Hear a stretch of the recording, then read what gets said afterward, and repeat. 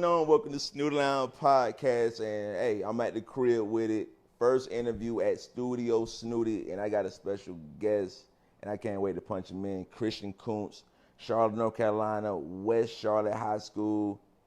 Tell me that name of that university. Bemidji State. For sure. Associates in Science, Bachelor's in Sports Management, 1,300 career point scorer. Welcome to the podcast, bro. I appreciate you for pulling up on me. Appreciate you for having me, man. All right. Appreciate you for having me. For sure, man. Also, we got a special guest. Go ahead and punch yourself in, bro. Let them folks know who you is. I'm Deontay Petrie. I'm from Winston-Salem, North Carolina, and I go to Georgia Southwestern too. For sure, school from Americas. But I know you said Charlotte, North Carolina, where you from. So, you know what I'm saying, chop it up with me. Let me know how that was for you, know what I'm saying, on the come up, you know what I'm saying, being from the NC. Charlotte, North Carolina, it's a big city, biggest city in North Carolina, so it got a lot of talent. Yeah. So it's just all really competitive. Each school got about 2 to 3 D1 guys, private and public. The AAU circuit in Charlotte is crazy. You know, it's different circuits. You got Under Armour, you got Adidas, you got Nike. Yeah. You know, different schools are connected to different AAU teams. It's a big deal. So Charlotte coming up, it was turned. I think before we cut the camera on, we did say it's like going to be the new Atlanta. Like, everybody want to pull up to Charlotte, but I want to get to, you know what I'm saying, you're a hooper, you know what I'm saying, that's what you do. So who put the basketball in your hand the first time? You know what I'm saying, what really got you into, you know what I'm saying, hooping how you do? I really wasn't into hooping a lot growing up, but like every summer I used to go to this basketball camp. My uncle used to take me, my Uncle Wayne. Yeah. So I used to go out there with him, but besides that, I didn't really get into it until I was really about 13. Okay. I transferred from this public school to this private school. I wanted a little change. Okay. I wanted to change. My mom wanted to change. So in the 8th grade, that's when I started playing basketball. I had met some lifelong friends at that private school. Then 10th grade, I went, transferred to West Charlotte. Yeah. And then I just been going since then. For sure. So I kind of want to take it back. You say you want to get into basketball till you were 13. So what was you on? Like, what were you doing, you know what I'm saying, with your pastime? Just regular kid hanging out. So Yu-Gi-Oh, Pokemon, so like you was on that, or like what you really was on? I wasn't on no I ain't trying. Cards, nothing like that. You know what I'm saying? Yeah. I wasn't doing that. Like, but I was, I would play video games, just hang out. I mean, play around the neighborhood, ride bikes, just kid stuff. Okay. Go to, Charlotte's a busy city, so it's a lot to do. So when you met those lifelong friends, what team exactly were you playing on when you first met your partners at that school? Charlotte United Christian Academy. It's no longer even a school no more. They shut it down. The private school is so small. So, what do you think? What was your best game at that school? Like, what was one of the most memorable moments there? I don't really. Back then, I wasn't even somebody you would pass the ball to. So, like, I really ain't had no good games. Okay. I started playing better towards the end of my West Charlotte career. Okay. Really, I'm a late bloomer, so I started getting better around senior year. So, if you was to build yourself on 2K, how would you build your archetype? You know what I'm saying? How you play? 6'4" score. Not too athletic, but great pace. Make shots. Great IQ. So when you went from private, so did you go from public to private or private to public when you went in high school? In high school, I went to private to public. So what was the main difference in hooping from private and public? Like, I know it's kind of different hooping in them two different types of schools. Yeah. In a way, the league that private school I was in wasn't a real good league. But the time I was in, coming up, it wasn't like all the OTE stuff it is now. Yeah. So it was like private and public. It was really even at that level. Okay.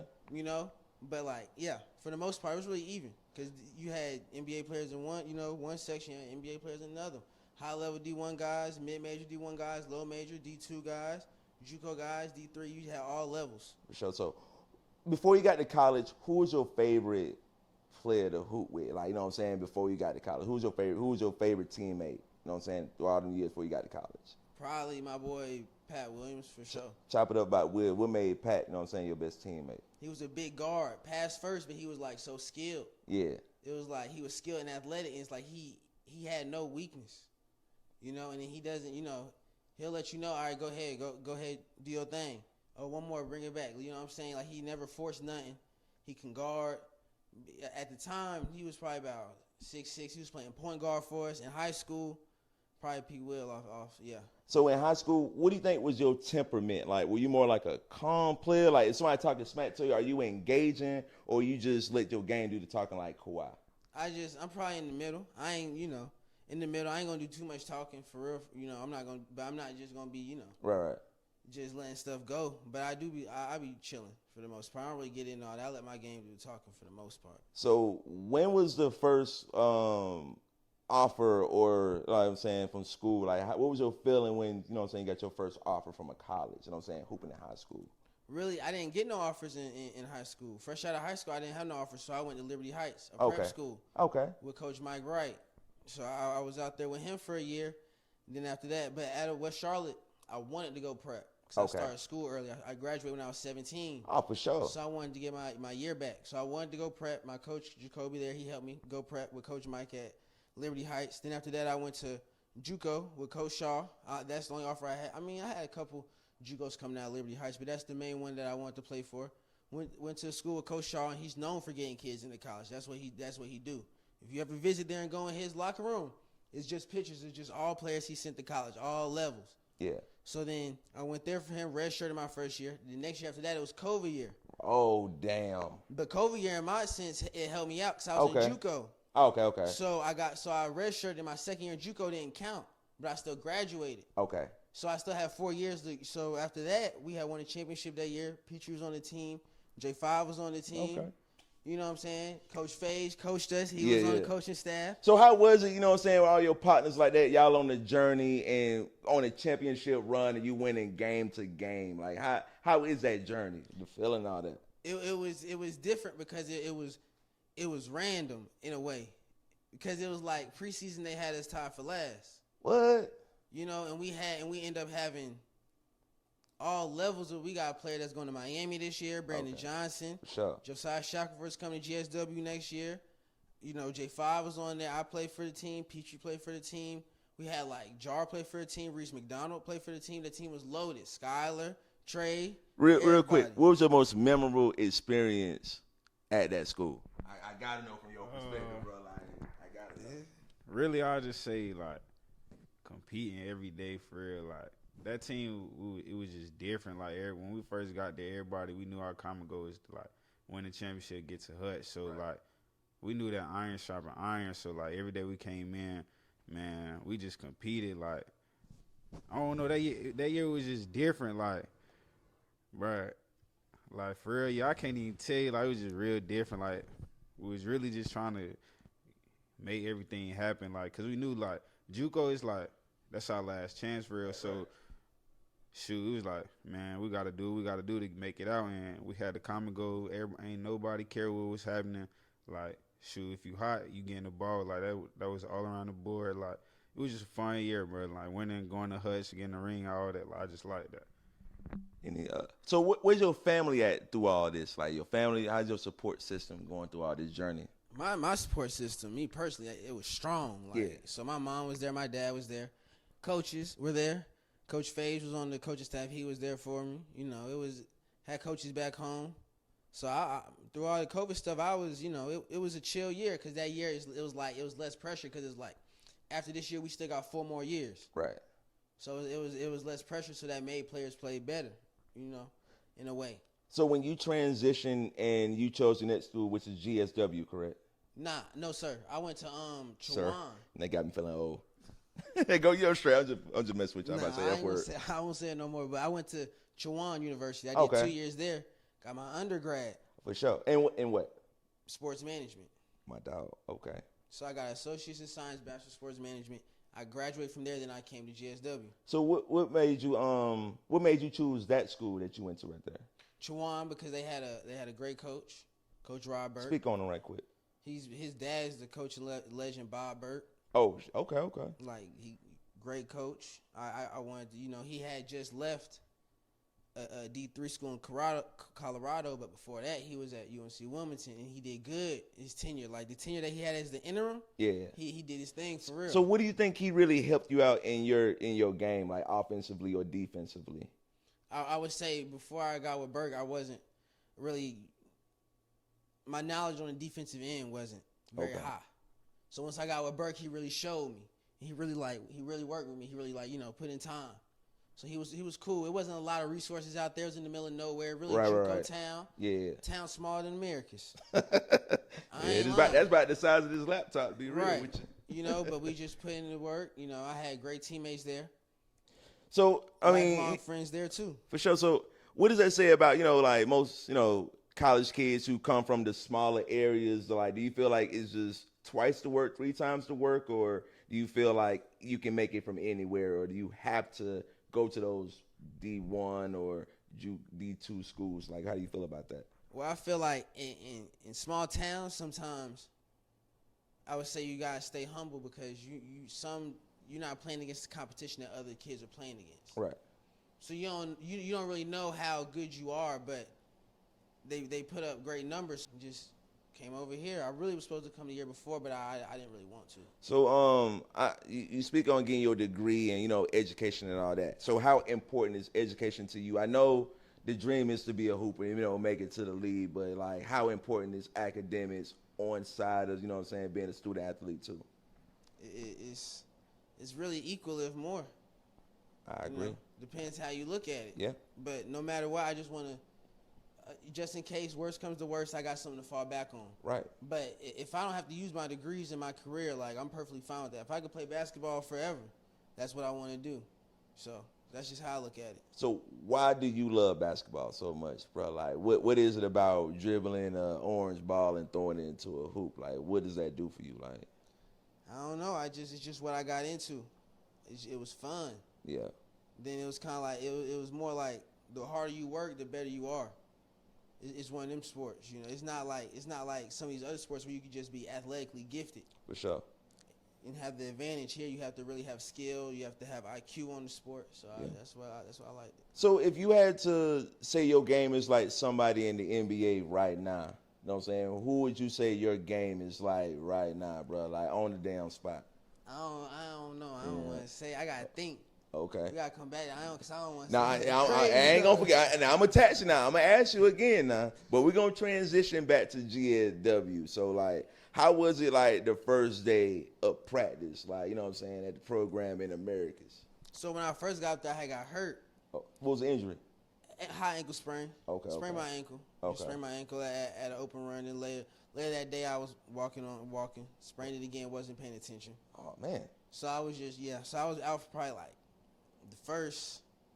the main part of the conditioning that we had. I missed that because I was hurt. So when I came back, I was out of shape. But first day of practice, it was rough. Nah, Koonce, practice with Koonce is for real.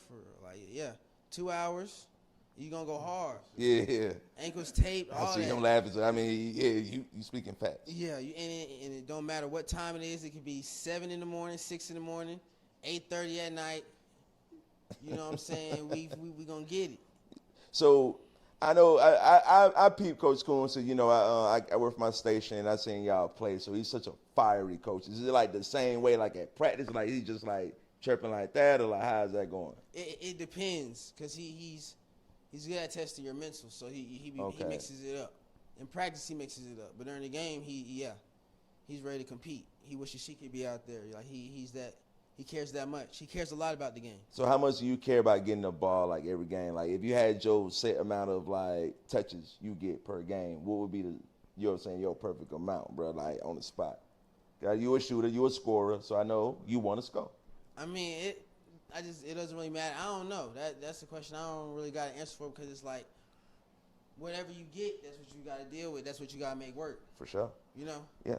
So what is, you think, in your opinion, your best game you played while you was at GSW? I'm tweaking. I'm trying to think. Maybe senior night. We played Georgia College. I went like 7 for 9. I think I went like 6 for 6 from the free throw line, something like that. I probably had like 23 points. I done had games where I had more points, but it wasn't as efficient. Right. So 7 for 9, that means I only missed 2 shots. I was 2 for 4 from the 3. So that means everything inside the 3, I didn't miss. So what do you think is the strongest part of your offensive game? Just being able to score on all 3 levels. Okay, and how do I want to answer? I want to ask this. I got you. Would you rather score 50 points? No, let's say 65 points, 3 rebounds, 5 assists, or would you rather have a triple double? I don't know. 65 points, crazy. Right. I ain't gonna lie to you, but I really gotta take the triple double though. Why is that? Cause that means you impacted the game in every way. Okay. You know, passing, rebounding. Rebounding could be helping on the offensive side and defensive side. So I got it. I be arguing this all the time. My group chat. You know, we talk about MVPs in the league. You remember Westbrook averaged a triple double them 2 years. So do you feel like Westbrook should have got them MVPs both years that he averaged a triple double, or does it matter that maybe you don't have the best record in your division? Like, how does that come into play? How you associate for the MVP for the NBA? It depends. I gotta see who won it those years that Russell Westbrook. I may gotta do a little editing, but because it depends who won it. Because it was some other people doing their thing too. Didn't James Harden win it one of them years? James Harden was going crazy that year. You know what I'm saying? We've been looking at these NBA games, the playoffs going right now. So who do you have like going all the way for you and actually getting the title in the NBA this year? It depends who won it between the Denver Nuggets and Minnesota Timberwolves for sure. So do you have Anthony Edwards? Is he like a superstar now, or has he been a superstar before this series? Because it seemed like a lot of people now is trying to say that he's a superstar now, but in my opinion, I think he's been hooping beforehand. It's just that people seeing him now. Like, how do you associate that with AE? With me, he been a superstar. Like, I remember seeing him play when we was young. Yeah. He was like 15 years old playing 17 years. He been doing his thing. So when he got in the league, maybe by like what year is this for him? Is it like year 3, year 4? Yeah. So maybe by like year 2. But I mean, you could say this year he became a superstar, but he been top 20 in the league. Like, for sure. He's different. So I'm about to go back to GSW. Obviously, we know that you going to a different school, and I want you to break the name of that school now. So what school exactly did you transfer to? I'm going to Bemidji State University. It's up in Bemidji, Minnesota. So how did you, like, find out about Minnesota? Have you ever been to Minnesota before this? Or, like, how did this come by? They just, hit you on the phone? Well, when I was at Chowan, one of the assistants from Bemidji was coaching at Catawba. Yeah. So we played them. We ended up winning that game. They ended up being very good that year. So I guess this was his first year at Bemidji, and he's been like my game. And I have a lot of homeboys that go to Catawba that I got relationships with. Okay. So they were already telling me, Catawba is nothing but 40, 45 minutes from Charlotte. That's coming from Americus to, like, what I'm saying? For sure. For sure, so it's like, yeah.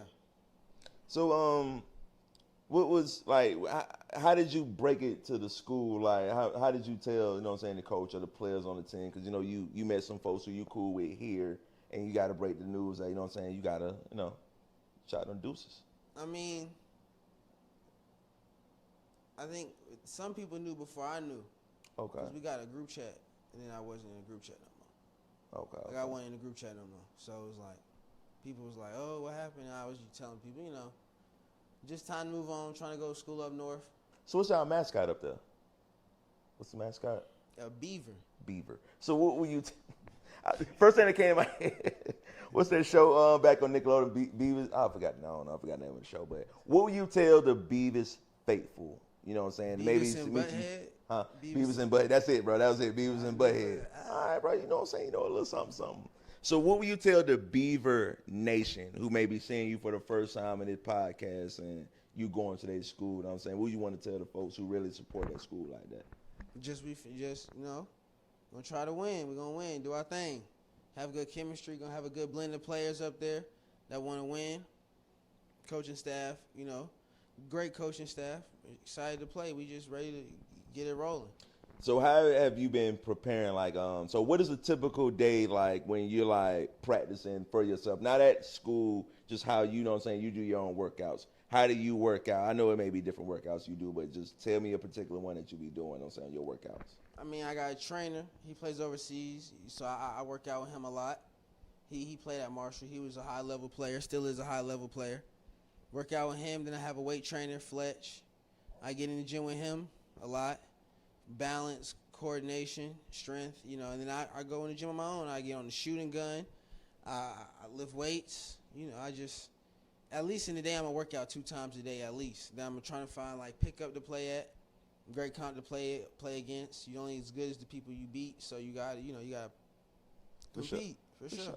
For sure. So let's go ahead and transition right quick, man. I've been beating your head up with all these basketball questions. Let's go ahead and get some other stuff that let people know who you is as a person. You know, I know you really mess with, you know what I'm saying, rap music. You know, we were talking about the beef, but I posted on my Facebook. Yeah, I'm old, bro. I got Facebook, bro. I don't post on X, bro. I post on Facebook. Just got to close that. My top 5 rappers is Drake, Pop, Wayne, 3 Stats, Future.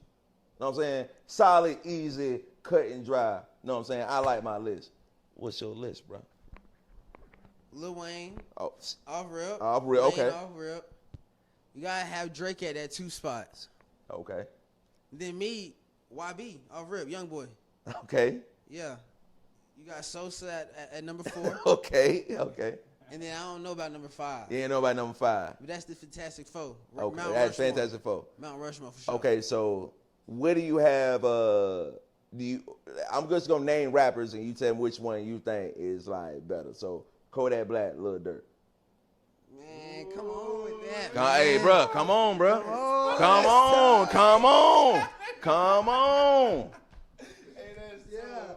I mean, all right, Kodak. Yeah. Give me the reason why.